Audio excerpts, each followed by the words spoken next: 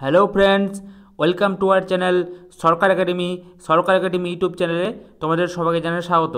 তো বন্ধুরা, আজকে আমরা একটি খুবই গুরুত্বপূর্ণ ইম্পর্টেন্ট টপিক নিয়ে আলোচনা করতে চলেছি। সেটা হচ্ছে ডাব্লিউপি কনস্টেবলের ইংলিশের মেন সিলেবাসের নিয়ে, এবং তোমরা কি করে 15+ স্কোর করতে পারবে তার গোপন ট্রিক, এবং তোমরা এই ইংলিশটা কেন পড়বে তার যাবতীয় খুঁটিনাটি আলোচনা করতে চলেছি। তোমরা ভিডিওটা কিন্তু প্রথম থেকে লাস্ট অবধি দেখবে, ভিডিওটা কিন্তু কেউ স্কিপ করবে না। তো বন্ধুরা, ডাব্লিউপি কনস্টেবলের সিলেবাস আলোচনা করার আগে এই ইংলিশটা তোমরা কেন পড়বে সেটা আলোচনা করা খুবই গুরুত্বপূর্ণ। তো বন্ধুরা, তোমাদের কিন্তু চাকরিটা কিন্তু হাতের মুঠোয় আনতে, ঠিক আছে, হাতের মুঠোয় তোমাদের চাকরিটা আনতে কিন্তু এই ইংলিশ সাবজেক্ট কিন্তু পড়তেই হবে বন্ধুরা। এটা কিন্তু কোনো মতে বাদ দিলে চলবে না। তোমরা সকলেই জানো যে তোমাদের ডাব্লিউবি কনস্টেবলের মেনের টোটাল মার্ক কত? টোটাল মার্ক হচ্ছে তোমাদের 85 বন্ধুরা। তার মধ্যে ইংলিশে হচ্ছে 25। এই 25-এর মধ্যে কিন্তু তোমাদের ভালো স্কোর করতে হবে। ভালো স্কোর করলে তবেই কিন্তু তোমরা চাকরিটা পাবে, নচেত কিন্তু তোমাদের চাকরিটা তোমরা কাট অফ ক্লিয়ার কিন্তু কখনোই করতে পারবে না। বিগত যে বছরগুলি তোমরা দেখতে পেয়েছো, যারা ইংলিশে বেশি স্কোর করতে পেরেছে তারা কিন্তু কাট অফ নিয়ে অত মাথায় চিন্তিত ছিল না, ঠিক আছে। তারা কিন্তু হামেশাই কাট অফ ক্লিয়ার করে তারা কিন্তু চাকরিটা হাতের মুঠোয় নিয়ে চলে আসতে পেরেছে। এবং যারা ইংলিশে কম স্কোর করেছে, তুলনামূলকভাবে ম্যাথ, জিকে এবং জিআই পোর্শনে ভালো করেও কিন্তু চাকরিটা অনেকেই পায়নি বন্ধুরা, ঠিক আছে, এই ইংলিশ সাবজেক্টটা না পড়ার কারণে। তো তোমাদের কিন্তু এই ইংলিশ সাবজেক্টে 25-এর কিন্তু তোমাদের 15 টার্গেট করে রাখতে হবে, মিনিমাম 15, ঠিক আছে বন্ধুরা। যারা দুর্বল স্টুডেন্ট আছো, তোমাদের কিন্তু ডাব্লিউবি মেনে কিন্তু 15 টার্গেট কিন্তু রাখতেই হবে। এর নিচে কিন্তু কোনো মতেই নিচে নামা যাবে না, তাহলে কিন্তু বিপদ, চাকরিটা কিন্তু হাতের মুঠো থেকে ছিটকে যাবে। তো তোমাদের ডাব্লিউপি কনস্টেবলের মেনের যে সিলেবাস, ঠিক আছে, সেই সিলেবাসটা বন্ধুরা তোমরা আগে দেখে নাও। তো আমরা তোমাদের গুরুত্বপূর্ণ একটি ঘোষণা করতে চাই যে আমাদের চ্যানেলে কিন্তু এই ডাব্লিউপি কনস্টেবলের ইংলিশের যাবতীয় ক্লাস করানো হবে, একদম বেসিক থেকে অ্যাডভান্স লেভেল।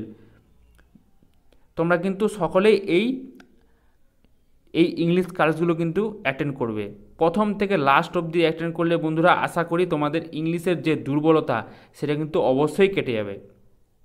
তো তোমাদের ডাব্লিউবি কনস্টেবল মেন সিলেবাসের দুটো পার্টকে আমরা ভাগ করেছি, দুটো পার্টে। সেটা কি? এটা একটা হচ্ছে তোমাদের মেমোরাইজেশন পার্ট, মানে তোমাদের মুখস্থবিদ্যা। এই মুখস্থবিদ্যা এখানে মুখস্থবিদ্যা কিন্তু তোমাদের কিছু জানার নেই, শেখার নেই, কিন্তু তোমাদের কিন্তু এটা খালি মুখস্থ করে যেতে হবে বই থেকে বা যে বিভিন্ন ম্যাটেরিয়াল থেকে। আরেকটা পার্ট হচ্ছে তোমাদের হচ্ছে কনসেপ্ট পার্ট। সেটা কি? সেটা হচ্ছে তোমাদের পুরো প্রথম থেকে লাস্ট অবধি কিন্তু তোমাদের কিন্তু ইংলিশের যাবতীয় রুলস ফলো করতে হবে। হ্যাঁ, বিভিন্নভাবে বিভিন্ন বই পড়ে, ইউটিউব থেকে ক্লাস করে, বা তোমরা যেখানে স্যারের কাছে পড়ছো সেই স্যারের কাছে কনসেপ্ট পার্টটা কিন্তু খুবই ইম্পর্টেন্ট, ঠিক আছে। এই কনসেপ্ট পার্টে কিন্তু তোমাদের যাবতীয়ভাবে তোমাদের ইংলিশের যাবতীয় কিন্তু গ্রামার পার্টটা কিন্তু ভালো করে শিখতে হবে, ঠিক আছে। কিন্তু এই মেমোরাইজেশন পার্টে তোমাদের কিন্তু মুখস্থ বিদ্যা থাকলেই কিন্তু তোমরা ভালো স্কোর করে বেরিয়ে যেতে পারবে। তো তোমরা যারা ইংলিশে দুর্বল, ঠিক আছে, তো আমার একটা আমি এই যে বলছি ইংলিশে 15+ স্কোর করার গোপন ট্রিক, এই গোপন ট্রিকটা কি? তো তোমাদের বলতে চাই যে তোমরা ইংলিশে যারা দুর্বল, ঠিক আছে, তোমরা কিন্তু কনসেপ্ট পার্টটা যদি না জোর দিতে চাও, কিন্তু তোমরা এই মেমোরাইজেশন পার্ট কিন্তু তোমরা যেটা মুখস্থ বিদ্যা পুরোপুরি, সেটাতে কিন্তু তোমরা প্রচুর জোর দাও। একটা কোশ্চেনের জন্য সেখান থেকে তোমরা স্কিপ করতে না পারো, প্রত্যেকটা কোশ্চেনের জন্য তোমরা পরীক্ষায় হলে অ্যাটেন্ড করে আসতে পারো, তাহলে কিন্তু তোমাদের চাকরি পাকা। তো তোমাদের এরকম কিন্তু 25-এর মধ্যে 10টা এমন কোশ্চেন থাকবে, 10 থেকে 12টা, ঠিক আছে, যেটা কিন্তু তোমাদের মেমোরাইজেশন পার্ট থেকে, মানে মুখস্থ বিদ্যা থেকে। এই মুখস্থ বিদ্যা থেকে তোমরা যদি, তো আমরা এখন দেখে নিব যে তোমাদের এই মেমোরাইজেশন পার্টের মধ্যে তোমাদের সিলেবাসটা কী কী। তো এই মুখস্থ বিদ্যার মধ্যে তোমাদের বন্ধুরা বলতে চাই যে আছে 1 নম্বরে তোমাদের সিনোনিমস কী কী পড়তে হবে, তোমাদের পড়তে হবে 1 নম্বর হচ্ছে সিনোনিমস অ্যান্টোনিমস, ঠিক আছে। 1 নম্বর হলো 1 নম্বরে তোমাদের সিনোনিমস অ্যান্টোনিমস, তোমরা খাতায় কিন্তু নোট করে নাও। তারপরে 2 নম্বরে তোমাদের পড়তে হবে ওয়ার্ড মিনিং, ঠিক আছে। তারপরে তোমাদের 3 নম্বরে পড়তে হবে ইডিয়াম অ্যান্ড ফ্রেজ। বুঝতে পেরেছো বন্ধুরা? এই ইডিয়াম ফ্রেজ থেকে কিন্তু কোশ্চিন প্রত্যেক বছর আসেই, ঠিক আছে। তোমাদের কিন্তু আমি যেগুলো বলছি তোমরা কিন্তু খাতায় এগুলো নোট ডাউন করে নাও, ঠিক আছে। তারপরে তোমাদের 4 নম্বরে পড়তে হবে প্রোভার্বস। তো গত বছরে 2019-এর যেটা রিক্রুটমেন্ট, সেখানে কিন্তু প্রোভার্বস 5টা এসেছিলো, 5টা, ভাবা যায় 25-এর মধ্যে 5টাই কিন্তু এসেছিলো। এই প্রোভার্ব থেকে কিন্তু 5টা এসেছিলো, আর বাদ বাকিগুলো থেকে 20 মার্ক এসেছিলো। তো তোমাদের এবারও যে আসবে বা আসবে না এরকম 100% কেউ গ্যারেন্টি দিতে পারবে না, কিন্তু আসার চান্স তো অবশ্যই আছে, যেহেতু গতবার 5টা কোশ্চেন এসেছিলো। তারপরে তোমাদের পড়তে হবে 5 নাম্বার হচ্ছে ফ্রেজাল ভার্ব, ঠিক আছে। এই ফ্রেজাল ভার্ব থেকে কিন্তু কোশ্চিন প্রত্যেক বছর আসে। তারপরে 6 নাম্বারে তোমরা কিন্তু খাতায় নোট ডাউন করে রাখবে এগুলো, ঠিক আছে। তারপরে তোমাদের 6 নাম্বার হচ্ছে ওয়ান ওয়ার্ড সাবস্টিটিউট। তো তোমাদের এই ওয়ান ওয়ার্ড সাবস্টিটিউশন থেকে কোশ্চিন কিন্তু আসবে, মানে এক কথায় প্রকাশ। তোমাদের কিন্তু যারা ইংলিশে দুর্বল, এই মেমোরাইজেশন পার্টটাকে কিন্তু একদম পাখির চোখ করে এগাও, ঠিক আছে।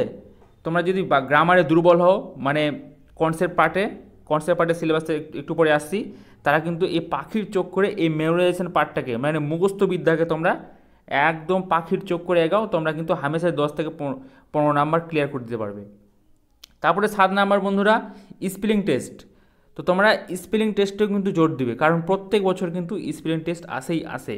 তো তোমরা আমি মোটামুটি এই যে মেমোরাইজেশন পার্টের 7টা টপিকের কথা বললাম, এই 7টা টপিক যদি তোমরা করে যেতে পারো, তাহলে কিন্তু তোমাদের মেমোরাইজেশন পার্ট থেকে কমপ্লিট, আর কিছু করতে হবে না, ঠিক আছে। তারপরে এবার আমরা 2য় নাম্বারে আসি, তোমাদের হচ্ছে কনসেপ্ট পার্টে, ঠিক আছে। তো এই কনসেপ্ট পার্টে তোমাদের বন্ধুরা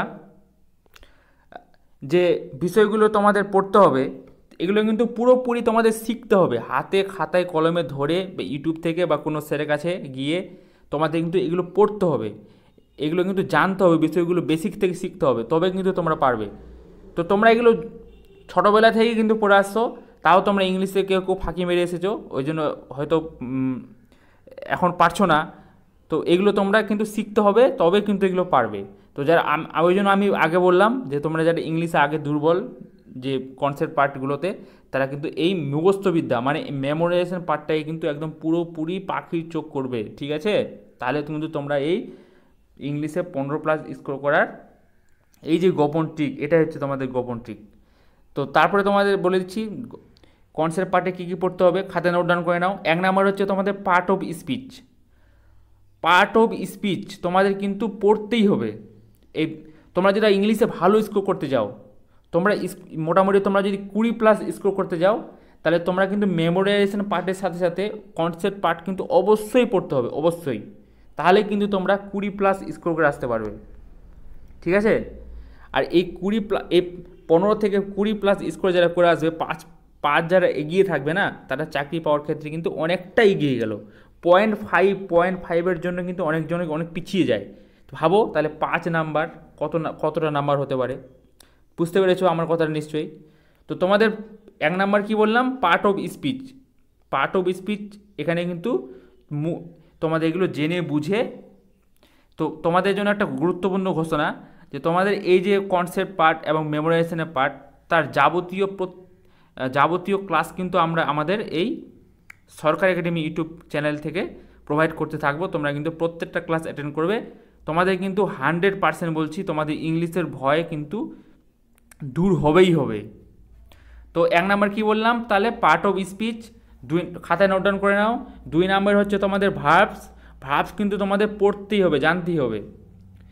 ভার্বসের একদম ডিটেলসে, পার্ট অফ স্পিচের মধ্যেই যদিও ভার্বসটা পড়ে, তবুও কিন্তু তোমাদের ওই পার্ট অফ স্পিচের মধ্যে ভার্বটা কিন্তু সবচেয়ে বেশি ইম্পর্ট্যান্ট, তার জন্য ভার্বসটাকে গুরুত্বপূর্ণ হাইলাইট করেছি। তারপর 3 হচ্ছে তোমাদের টেন্স তোমাদের কিন্তু জানতেই হবে। টেন্সে হচ্ছে এমন একটা বিষয় যেখানে কিন্তু তোমাদের টেন্স জানা থাকলে তোমার ন্যারেশন ভয়েস, ঠিক আছে, ইংলিশের কি বলা হয় ওটাকে, কি বলা হয়, কি মানে ওটা ওটা ওটা ওটা দিয়ে চাবিটা দিয়ে ওপেন করলে কিন্তু যাবতীয় সব কিছু খুলে যাবে নিজে নিজে, ঠিক আছে। তো যাই হোক, তোমাদের টেন্স জানতে হবে। তারপরে 4 নাম্বার হচ্ছে আর্টিকেল অ্যান্ড প্রিপোজিশন। এখানে কিন্তু আর্টিকেল প্রিপোজিশন তোমাদের অ্যাপ্রোপ্রিয়েট জানতে হবে। এটা মেমোরাইজেশন পার্টের মধ্যে পড়লেও তোমাদের একটা শিখতে হয়, তো তার জন্য এখানে আমরা কনসেপ্ট পার্টে রেখেছি। তো অ্যাপ্রোপ্রিয়েট আর্টিকেল অ্যান্ড প্রিপোজিশন তোমাদের জানতে হবে। তারপরে 5 নম্বরে তোমাদের ভয়েস চেঞ্জ। ভয়েস চেঞ্জ কিন্তু প্রত্যেকবারই এসেছে। ভয়েস চেঞ্জ কিন্তু একবারও স্কিপ হয়নি। ভয়েস চেঞ্জ কিন্তু প্রত্যেকবার 2016 বলো, 2018 বলো, ঠিক আছে, আর 2019-এর রিকমেন্ডই বলো, তোমাদের কিন্তু ভয়েসের কিন্তু এসেছে। ভয়েস কিন্তু বাদ দেওয়া চলবেই না কোনো মতেই, যারা ইংলিশে ভালো স্কোর করতে যাও। তারপরে হচ্ছে তোমাদের 6 নাম্বার হচ্ছে ন্যারেশন চেঞ্জ। ন্যারেশন চেঞ্জ কিন্তু তোমাদের অবশ্যই আসবে পরীক্ষায়, এটাও কিন্তু প্রত্যেকবারই আসে। 7 নাম্বার কি? 7 নাম্বার হচ্ছে ইরোর কারেকশান।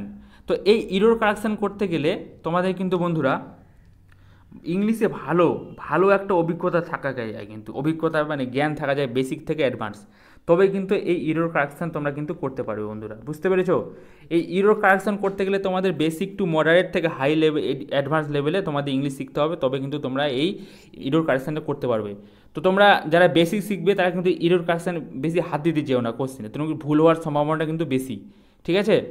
যারা ভালো স্টুডেন্ট, মানে ভালো স্টুডেন্ট বলতে যারা ইংলিশে ভালো প্রিপারেশান নিয়েছো তারাই কিন্তু ইরোর কারেকশানে হাত দেবে, তাহলে কিন্তু ভুল হয়ে যাওয়ার সম্ভাবনাটা প্রচুর। তারপর তোমাদের ফিল ইন দ্য ব্ল্যাঙ্কস।